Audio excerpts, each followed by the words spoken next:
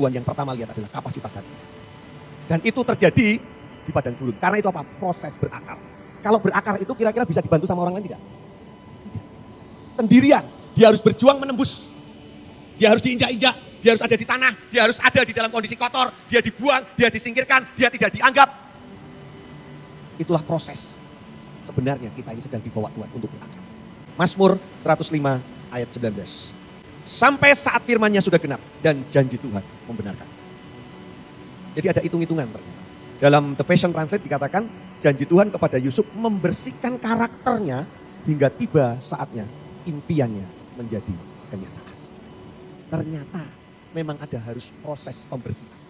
Ada proses aniaya, proses didikan, proses pembentukan, proses persiapan. Itu bagian yang tidak bisa tidak. Karena Tuhan lebih mementingkan karakter, bukan yang lain. Sungguh saya berdoa, apapun yang Tuhan potong hari-hari, apapun yang Tuhan izinkan dengan aniaya penderitaan, dengan semua situasi, Tuhan sedang mempersiapkan supaya setiap mimpi kita jadi kenyataan. Setiap firman digenapi dalam hidup kita. Amin. Makin mendekati saatnya genap. Nah ini dia. Makin mendekati saatnya penggenapan, aniaya dan penderitaan akan Tuhan izinkan untuk mempercepat penggenapan itu terjadi. Satu sisi itu diizinkan Tuhan untuk iblis mencobai. Tapi satu sisi itu dipakai Tuhan supaya yang iblis kerjakan itu sebenarnya sedang menggenapkan, mempercepat supaya janji Tuhan digenapi dengan segera dalam hidup kita. Amin. Rekayasa dan intervensi Tuhan itu yang terjadi. Kolose 1 ayat 16. Dalam terjemahan Amplified. Karena di dalam Dialah telah diciptakan segala sesuatu yang ada di surga dan yang ada di bumi. Yang kelihatan dan yang tidak kelihatan, baik singgasana maupun kerajaan, baik pemerintah maupun penguasa. Segala sesuatu diciptakan dan ada melalui Dia.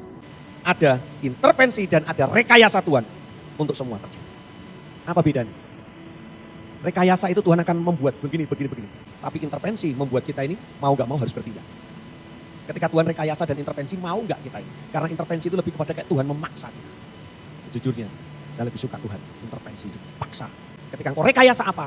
Biarkan aku ada di sana. Ketika engkau rekayasa bagaimana? Biarkan aku di sana. Maka ketika kita ikutin rekayasa Tuhan, ketika kita ikuti intervensi Tuhan, tiba-tiba Dia akan menciptakan yang tidak mungkin menjadi mungkin. Yang tidak bisa menjadi bisa. Yang tidak ada menjadi ada. Ketika kita mau diintervensi Tuhan. Ketika kita mau direkayasa Tuhan.